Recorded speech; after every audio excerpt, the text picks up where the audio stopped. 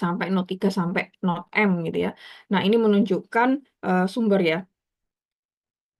Sedangkan tujuannya itu juga disimbolkan dengan not juga ya, not 1, 2, 3 sampai ke N gitu ya. Nah, kemudian P ya, ini kan ada P1, P2 sampai M-nya sampai PI ya, sampai I ya. Itu menunjukkan jumlah atau banyaknya penawaran dari sumber ini. Misalkan sumber satu banyaknya adalah sebanyak PI gitu ya. Sumber dua komoditasnya gitu atau stoknya itu sebanyak P2 gitu ya. Dan seterusnya gitu. Sedangkan kebutuhan konsumen itu ketujuannya gitu ya. Misalkan tujuan yang pertama gitu ya. Nah, itu ada berapa banyak jumlah banyaknya permintaannya gitu ya dan seterusnya sampai N gitu ya. Nah, ini juga ada keterangannya ya. Jadi kalau PI itu jumlah unit penawaran pada sumber I gitu ya. I-nya 1 sampai dengan M gitu ya. Kemudian QJ-nya itu adalah jumlah unit permintaan pada tujuan J gitu ya. J-nya 1, 2, 3 sampai N gitu ya. Kemudian nanti CIJ ini disimbolkan sebagai biaya transportasi per unit dari sumber I ke tujuan J. Kemudian kalau XIJ-nya adalah jumlah satuan unit yang didistribusikan dari sumber I ke tujuan J. Jadi kalau untuk meminimumkan nanti silakan dikalikan ya biaya transportasi dengan jumlah satuan unit yang didistribusikan. Gitu. Nanti kita akan menghitung gitu ya. Nah, kemudian itu ya, ini kayak model dasarnya. Nah, untuk persoalan transportasinya, eh, karena yang pertama kita membahas model transportasi seimbang gitu ya, di mana jumlah penawaran PI-nya itu akan sama dengan jumlah penawarannya gitu ya. Permintaan sama dengan penawaran gitu ya. Nah, di mana di sini tadi PI itu apa? Penawaran ya. Penawaran sama dengan permintaan gitu ya. Nah, karena di sini meminimumkan nanti menentukan nilai optimumnya dengan kita mengalihkan gitu ya biaya transportasi dengan jumlah unit yang akan didistribusikan gitu ya. CIC dengan XIC gitu ya. Nah, ini mungkin bentuk umumnya ya. Nanti dibuat tabel, ini sumbernya ya, sumber 1, 2, 3 sampai M, tujuannya juga sama 1, 2, 3 sampai N gitu ya.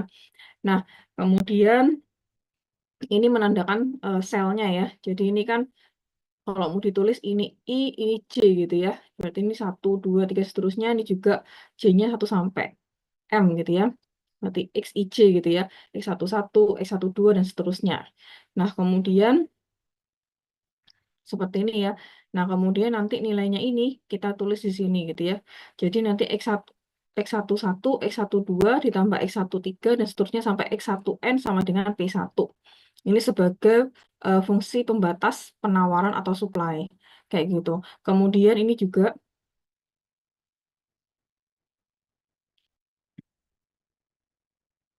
yang baris kedua ya. Ini pembatas penawaran gitu ya. Berarti kita lihat per barisnya. Berarti di sini X1 ditambah X21 ditambah X22 ditambah X23 dan seterusnya sampai ditambah X2N sama dengan P2 gitu ya. Ini fungsi yang kedua, pembatas yang kedua. Kemudian eh, baris yang ketiga gitu ya, X31 ditambah X32 tambah X33 ditambah seterusnya sampai X3N sama dengan P3 gitu ya. Dan ini sampai seterusnya XM1 ditambah XM2 ditambah XM3 ditambah seterusnya sampai plus XMN gitu ya sama dengan PM. Nah, di sini kalau kita tulis gitu ya, sigma J sama dengan 1 sampai dengan N, XIJ gitu ya, sama dengan PI gitu ya. Banyaknya penawaran di situ ya. Kemudian I-nya 1, 2, 3 sampai M. Nah, ini merupakan fungsi pembatas penawaran. Nah, yang kedua, fungsi pembatas yang permintaan atau demand. Nah, di sini eh, sama, tapi dari kolomnya ya. Nah, di kolom yang pertama, berarti kan fungsi permintaan gitu ya. Berarti X11 ditambah X21 tambah X31 seterusnya ditambah XM1 sama dengan Q1. Kemudian yang fungsi pembatas kedua, X12 ditambah X22 tambah X32 ditambah seterusnya sampai XM2 sama dengan Q2. Dan seterusnya sampai XM1 plus XM2 plus XM3 plus seterusnya sampai XMN sama dengan QN. Nah, ini kan total dari batas permintaan nanti ya. Nah, sehingga bentuk umumnya sigma I sama dengan 1 sampai dengan N, XIC sama dengan QC gitu ya. Jumlah dari permintaannya. J-nya sama dengan 1, 2, sampai N gitu ya. Nah, karena di sini modelnya seimbang gitu ya. Jadi nanti banyaknya penawaran sama permintaannya sama gitu ya. Bagaimana kalau tidak sama, mungkin lebih kecil ya, ataupun lebih besar gitu ya. Nah, itu nanti akan kita bahas gitu ya nanti di pertemuan berikutnya. Nanti akan kita tambahkan lagi sel dummy gitu ya, untuk bisa menentukan optimumnya gitu ya. Oke. Nah, kemudian XIJ-nya lebih dari sama dengan 0 untuk semua I dan J. Nah, ini rangkuman yang tadi, jadi meminimumkan gitu ya. Z sama dengan sigma I sama dengan 1 sampai M, sigma J sama dengan 1 sampai N, CIJ, XIJ. Dengan batasan, fungsi batasannya ada batasan penawaran, sigma J sama dengan 1 sampai N, XIJ sama dengan PI, I-nya 1, 2 sampai M. Kemudian untuk fungsi batas permintaan, sigma I sama dengan 1 sampai N, XIJ sama dengan QJ, ini J-nya sama dengan 1, 2, 3, dan seterusnya sampai N gitu ya. XIJ-nya positif ya, lebih dari sama dengan 0 untuk semua nilai I dan J. Kemudian keseimbangan model transportasi. Gitu ya. Suatu model transportasi dikatakan seimbang gitu ya apabila total supply sama dengan total demand atau jumlah penawarannya sama dengan jumlah permintaan. Ini ya yang tadi Ibu udah katakan gitu ya di awal. Nah, kemudian dalam persoalan sebenarnya bisa juga itu tidak terpenuhi yang tadi Ibu katakan ya. Dengan kata lain, jumlah penawaran atau supply-nya itu yang tersedia mungkin lebih besar atau mungkin lebih kecil gitu ya dari jumlah yang diminta. Nah, nanti mengakibatkan modelnya menjadi tidak seimbang. Kalau nggak seimbang nanti akan munculkan satu sel lagi sebagai variabel dummy gitu ya, supaya nanti persoalan transportasi menjadi lebih dibuat seimbang gitu ya. Tapi nanti akan dibahas di pertemuan-pertemuan berikutnya. Nah, untuk tahapan penyelesaiannya, untuk model transportasi seimbang gitu ya, pertemuan hari ini kita fokus ke transportasi seimbang gitu ya, model transportasi seimbang. Yang pertama, menentukan program awal untuk mencapai solusi dasar yang memenuhi syarat. Hal ini berarti bahwa M plus N negatif 1 sel atau rute dari matriks transformasi digunakan untuk tujuan pengangkutan. Nanti akhirnya akan bentuknya seperti ini. M ini barisnya, N ini kolom dikurangi 1. Gitu. Nanti sel yang terisi jumlahnya seperti ini. Kalau untuk model transportasi sederhana, model transformasi seimbang kayak gitu ya.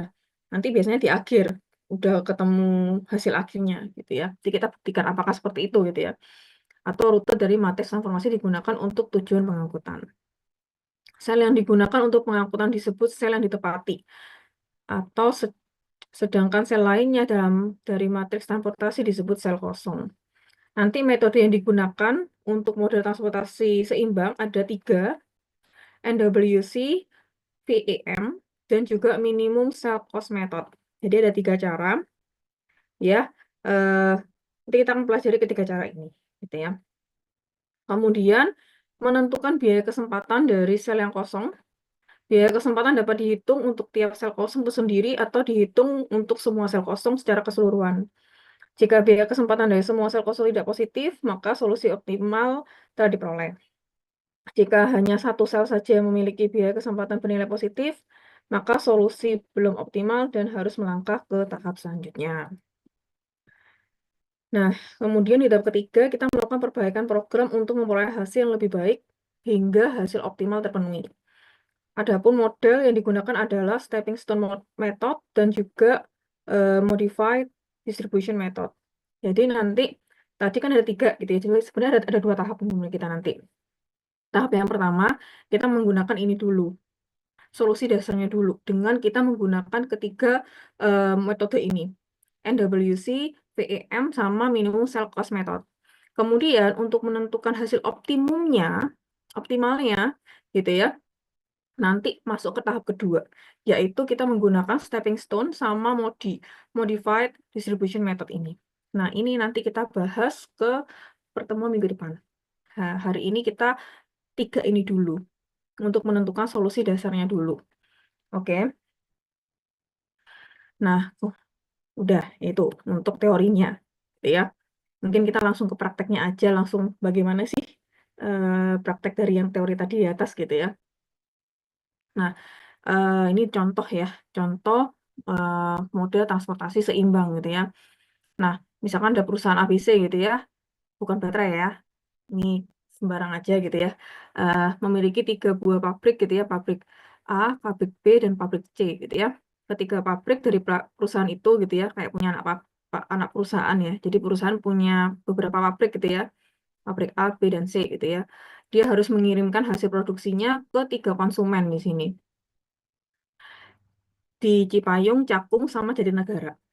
Nah, ini saya buatkan kayak tadi ya tabelnya ya. Ini ada sumbernya, sumbernya dari pabrik A, pabrik B, dan pabrik C.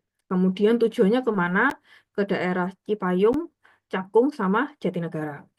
Oke, berikut masing-masing kapasitas pabrik secara berurutan, gitu ya. Kapasitas yang diperlukan di pabrik A adanya dia 120, kemudian B-nya 80, C-nya 100. Sedangkan untuk kebutuhan konsumen, gitu ya, secara berurutan ya, itu 90, 100, dan 110. Gitu ya. Hitunglah analisis biaya transportasi terbaik yang bisa kalian lakukan menggunakan teknik transportasi NWC, gitu ya. TIM dan juga tadi minimal cost tadi itu ya. Nah, adapun biaya untuk setiap perpindahan pabrik menuju lokasi konsumen adalah sebagai berikut. Nah, ini kalau mau dirangkum dalam bentuk tabel gitu ya. Jadi biaya transportasinya dari pabrik A kalau mau ke daerah Cipayung gitu harganya 12.000. Kalau pabrik A ke Cakung 8.000, kalau dia ngasih supply ke Jatinegara harganya 10.000. Ini biaya transportasinya. Begitu juga dengan pabrik B dan pabrik C gitu ya. Nah, ini ya. Kemudian ini eh, kan dalam ribuan gitu ya. Biar nanti perhitungan akhirnya memudahkan gitu ya. Jadinya saya kurangi gitu ya, satuan dalam 1000 gitu ya. Jadinya saya hapus gitu ya dalam ribuannya ya. Ya bagi 1000 gitu ya. Sehingga saya tulis lebih ringkas ya. Ini 12, 8, 10, 15, 12, 9, 20, 10, sama 10. Maaf, ini 8. Maksudnya gini, ini biaya ongkos ya. Ongkos pabrik A itu untuk ini ya, kirim produknya ke daerah masing-masing daerah. Ini ada biaya ongkosnya masing-masing gitu ya. Nah, kemudian ini X11 gitu ya, X12, X13, dan seterusnya. Untuk nama selnya juga nih ya. Nah, kemudian ini kalau mau dibuat fungsi objektifnya, Z-nya sama dengan 12X11, silakan ditulis ya. Tadi ya, harga sama per jumlah barang unitnya.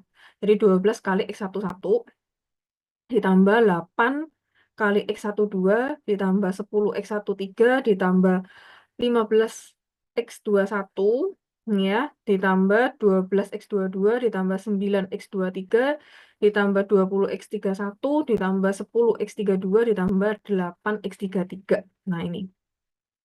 Nah, ini. Nah, maka nanti kita lihat gitu yang paling minimum gitu ya. Berarti kita harus mencari dulu XIJ-nya gitu ya. Nah, ini untuk fungsi pembatasnya ya. Ini untuk yang pembatas supply-nya kalau nggak salah ya, penawarannya. Dari barisnya berarti ya. Nah, di sini X1, 2, salah ya. Oh, enggak, benar. Jadi nanti yang dihitung yang ini ya, jumlahnya ini kan. X11, X12, sama X13 ini kan jumlah ininya, jumlah barang yang didistribusikan gitu ya. X11 ditambah X12 tambah X13 sama dengan 12.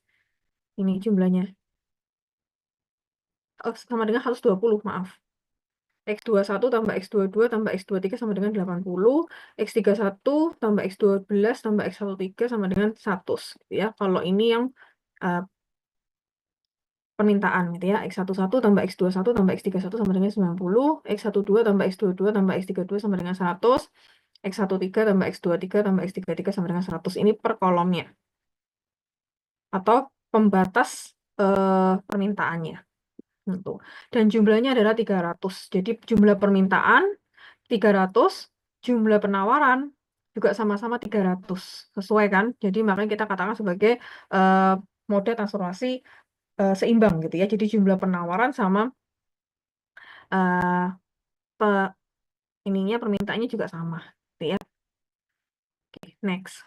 Nah, tadi ada 3 cara gitu ya. Kita coba dulu yang NWC.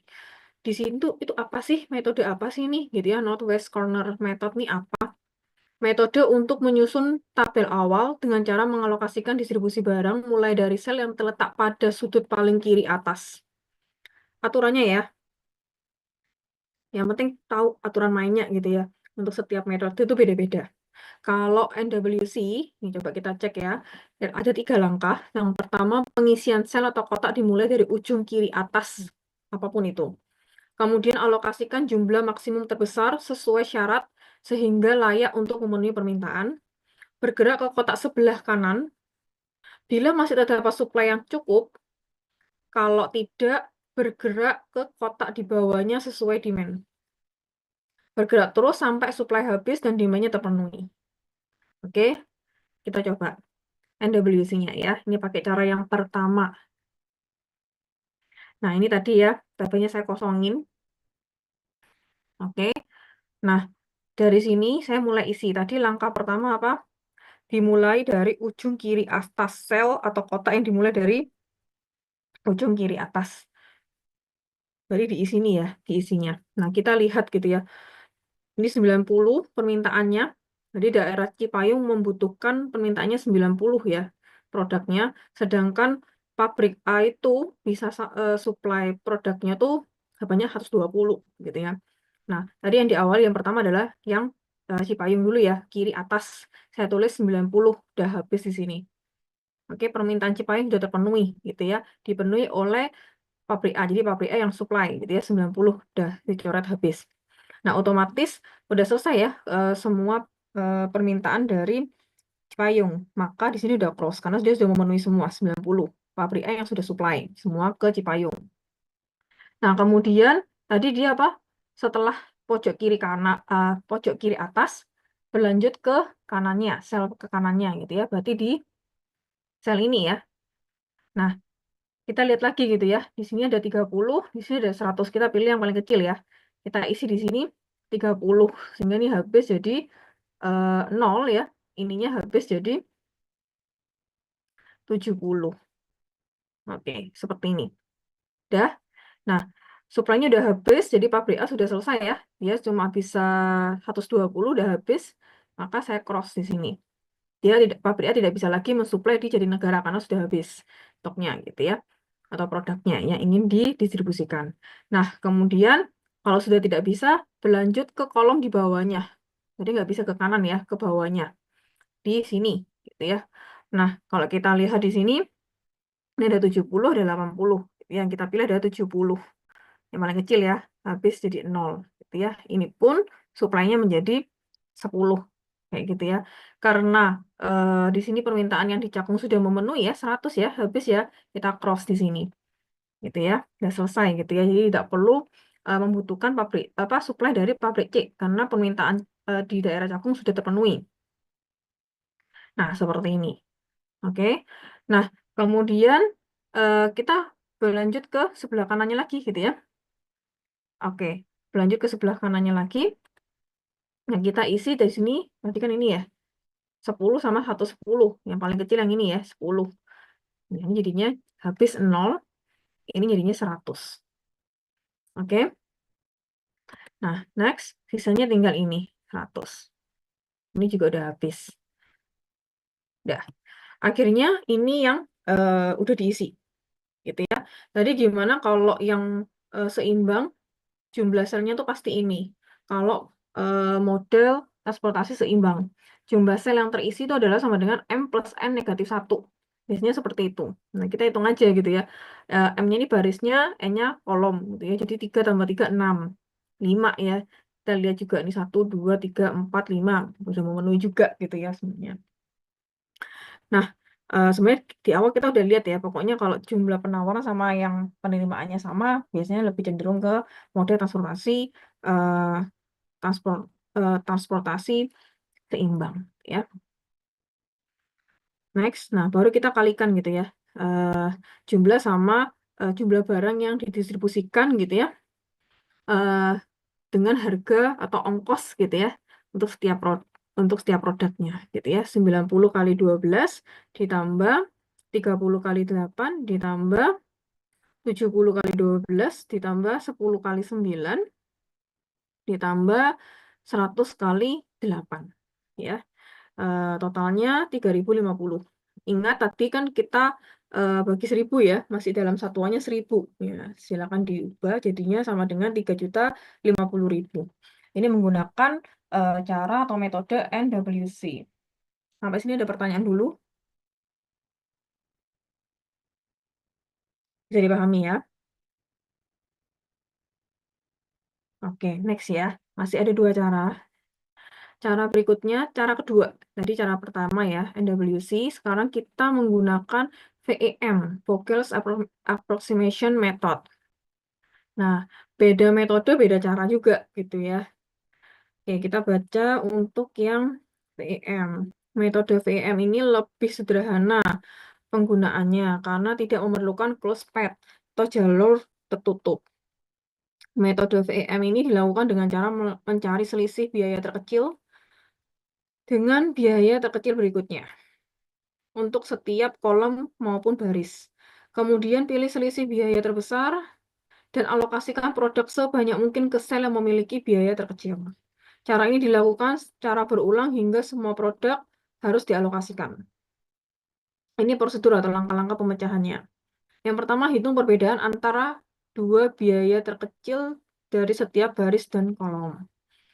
Yang kedua, pilih baris atau kolom dengan nilai selisih terbesar, lalu beri tanda kurung. Jika nilai pada baris atau kolom adalah sama, pilih yang dapat memindahkan barang paling banyak. Dari baris atau kolom yang dipilih pada poin kedua, tentukan jumlah barang yang bisa diangkut gitu ya, dengan memperhatikan batasan yang berlaku bagi baris ataupun kolomnya, serta sel dengan biaya terkecil. Next, hapus baris atau kolom yang sudah memenuhi syarat sebelumnya, artinya supply telah dapat terpenuhi. Ulangi langkah 1-4 hingga semua alokasi terpenuhi. Lanjut aja ya, langsung ke contoh. Oke, tadi NWC, sekarang kita pakai yang VEM. Ya, caranya juga agak beda gitu ya. Nah, sama nih yang kosongan ya. Kemudian eh tadi apa? Kalau kita menggunakan VEM itu kita mencari selisih baris dan selisih mana nih pokoknya? Selisih kolom gitu ya. Nah, berarti di sini selisih dari barisnya dulu ya. Satu baris pertama gitu ya. Baris pertama ini cari yang ongkosnya paling kecil, dua ongkos atau biaya ongkos yang paling kecil. Berarti kan yang ini kan 8.000 sama 10.000 ya. Nah, kemudian selisihnya, jadi selisih dari ongkos yang paling kecil. Nah, berarti sama dengan 2 gitu ya. Nah, untuk baris yang kedua gitu ya, eh, biaya ongkos 2 dari eh, 2 apa nih? 2 ini ya, 2 tujuan gitu ya. Eh, yang biaya ongkosnya paling kecil, itu kan yang 9 sama 12 gitu ya. Selisihnya berapa? 3 gitu ya. Terus berikutnya di baris ketiga, selisihnya 10 dengan 8 sama dengan 2. Selanjutnya untuk selisih kolom, jadi yang ini ya, di payung nih ya, kolom pertama gitu ya. Oke, eh, cari yang paling kecil ya, biaya ongkos yang paling kecil, 2 gitu ya selisihnya. Di sini 3 selisihnya. Kemudian untuk baris kedua, selisih kolomnya adalah 8 sama 10 ya. Maaf. Ya, 8 sama 10. 2 gitu ya. Kemudian untuk selisih dari kolom yang ketiga gitu ya. 8 sama 9 sama dengan 1. Next. Setelah itu gitu ya. Dari ini ya, setelah kita sudah menentukan selisih gitu ya. Pilih dari selisih baris dan kolom yang paling besar. Yang paling besar kan yang ini ya. Ini kita pilih ditandai warna merah. Lebih enak gitu ya. Warna merah. Nah, berarti perhatikan yang kita pilih adalah baris kedua. Gitu ya. Baris kedua. Nah, di sini pilih yang biaya ongkosnya dari baris kedua ini yang paling kecil, yaitu 9. Oke, kita lihat tadi ada 80 sama 110, berarti kita pilih yang 80. Ini kita tulis, habis ya supply-nya ya. Jadi pabrik B supply produk ke Jatinegara udah habis, 0. Nah, sedangkan permintaan Jatinegara masih sisa 30. Nah, di sini eh, karena supply dari pabrik B sudah habis, kita cross. Jadi tidak bisa supply ke Cipayung ataupun supply produknya ke Cakung, nggak bisa. Saya cross di situ. Nah, kemudian kita cari selisihnya lagi, gitu ya. Kita cari selisihnya lagi. Next, gitu ya. Sampingnya ya. Yang terkecil masih sama, gitu ya. 8 dan 10, gitu ya. Jadi selisihnya 2. Kemudian ini strip ya, udah selesai ya. Kemudian ini sama juga, selisih 10 dengan 8 sama dengan 2. Kolom ya. Selisih kolomnya, ini udah di cross ya, nggak bisa ya. Berarti tinggal sisa ini dengan ini. Selisihnya sama dengan 8. Kemudian ini selisihnya 2. 10 dengan 8, 2. Kemudian ini selisihnya 2. Oke, cari selisih baris dan kolom yang paling besar. Yang paling besar yang ini, di warnai merah gitu ya. Nah, sehingga kita fokus ke kolom yang pertama, gitu ya. Cari biaya atau ongkos dari kolom pertama yang paling kecil biaya ongkosnya, yaitu yang 12 di situ. Nah, kita lihat di sini ini 90, ini suplainya 120. Maka kita tulis di sini 90, gitu ya. Maka dia habis, gitu ya. Ini kita close, close gitu ya. Jadi nggak bisa, udah terpenuhi gitu ya, di Cipayungnya, gitu ya. Nah, sama seperti ini gitu ya. Nah, ini sisanya 30. Udah. Nah, kembali kita mencari selisihnya kembali gitu ya. Gitu ya. Next, kita cari selisihnya kembali. Selisih 8 sama 10, 2 gitu ya. Ini strip udah selesai ya. Selisihnya ini juga sama 2, 8 sama 10. Kemudian ini tidak bisa, udah ya saya strip. Kemudian selisih 8 dengan 10 sama dengan 2. Selisih 8 dengan 10 sama dengan 2. Nah, ini udah dua-dua semua nih, Bu.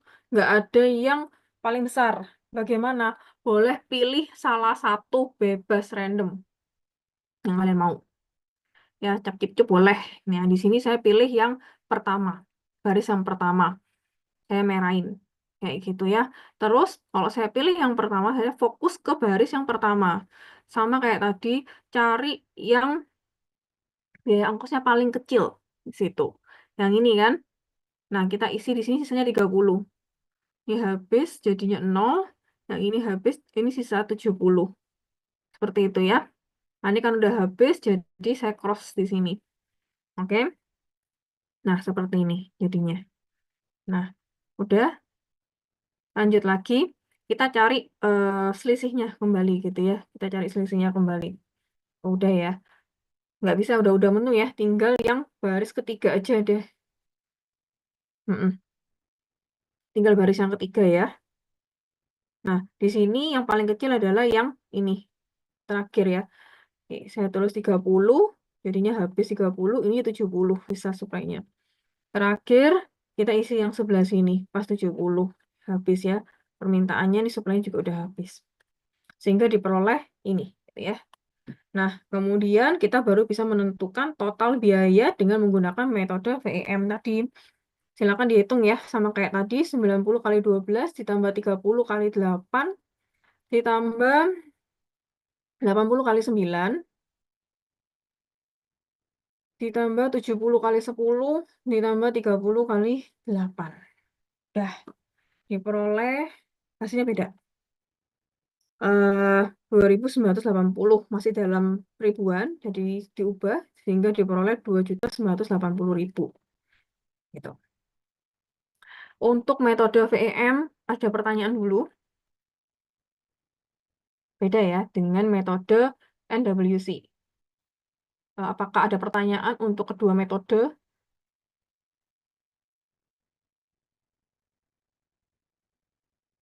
Bagaimana? Apa sudah ngantuk? Udah capek ya? Udah malam ya? Oke. Kita selesaikan dulu materinya, nanti latihannya bisa secara asinkronus aja, nggak apa-apa, karena sudah malam ya, udah capek pasti. Kita bahas mungkin minggu depan gitu ya, kalau memang di pagi hari gitu ya, lebih enak gitu. Oke, next ya. Untuk kedua metode ini, kita tinggalkan lanjut ke metode berikutnya. Metode ketiga, yaitu minimum cell cost method. Dari definisinya dulu kita pelajari ya, kita baca-baca dulu. Di sini minimum cell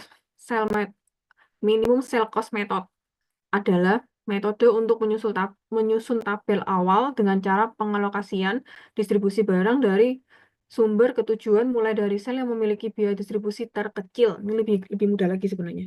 Sebenarnya sama aja sih semuanya pakai aturan sendiri-sendiri sebenarnya. Kita baca aturannya ya. Yang pertama, pilih sel yang biayanya terkecil. Kemudian yang kedua, sesuaikan dengan permintaan dan kapasitas. Pilih sel yang biayanya satu tingkat lebih besar dari sel pertama yang dipilih. Bagaimana kalau nanti em, ada dua, Bu, nilainya sama atau tiga? Pilih salah satu random, boleh. Kemudian sesuaikan kembali, cari total biaya. Oke, sama ya kayak tadi soalnya sama juga. Cuma ini metode yang ketiga, minimum cell cost method.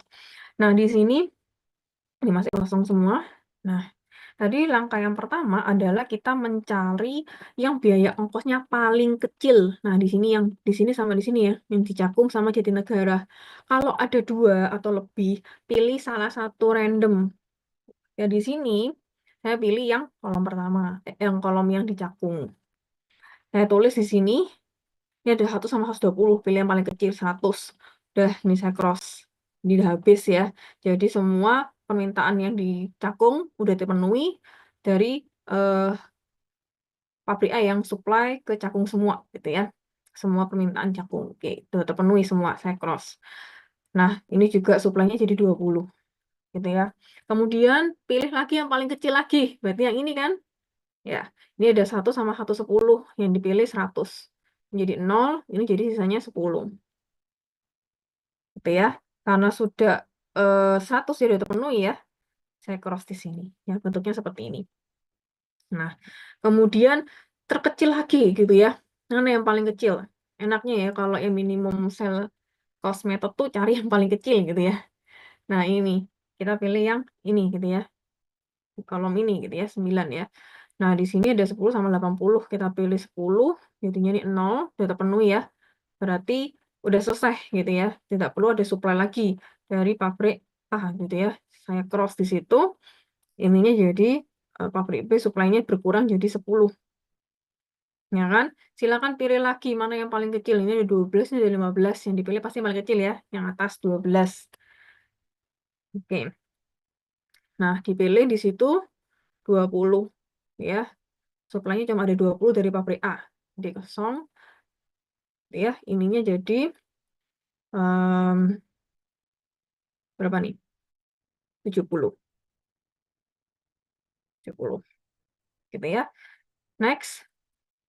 Nah, udah habis sisanya tinggal ini ya. Ya habis sesuai dengan supply produknya dari pabrik B tinggal 70 juga udah selesai. Kalau sudah terpenuhi semua seperti ini ya, sudah memenuhi M plus N negatif 1, berarti udah ada 5 ya, 5 sel yang sudah dipenuhi gitu ya.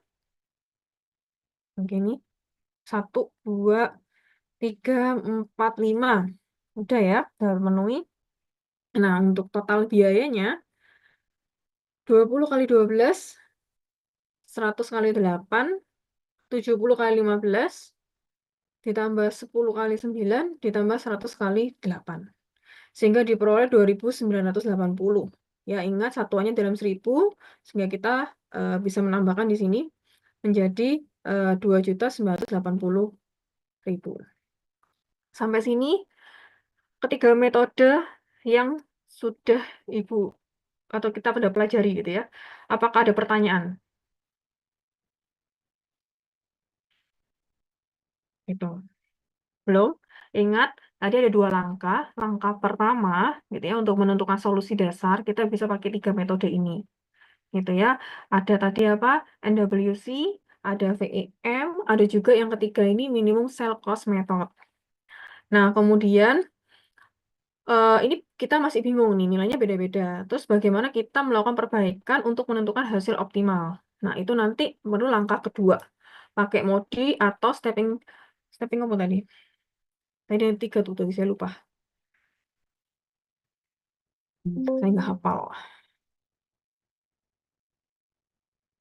Pakai yang modi sama stepping stone ya, kalau nggak salah ya namanya.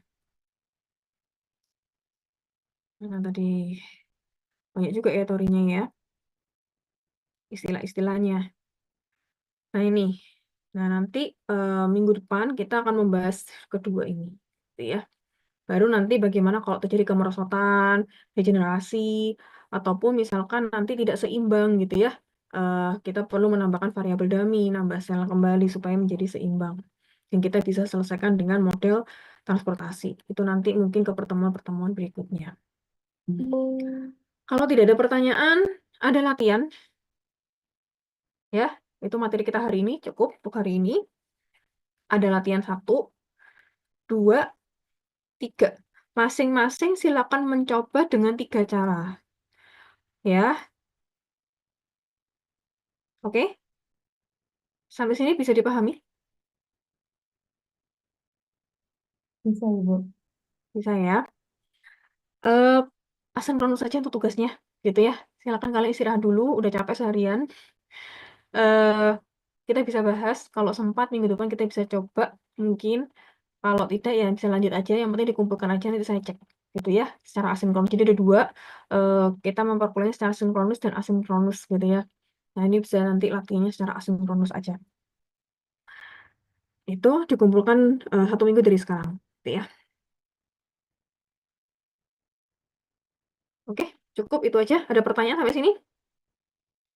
Udah cukup ya, udah jam setengah 9, ya. Udah capek juga kalian pasti. Iya, baik.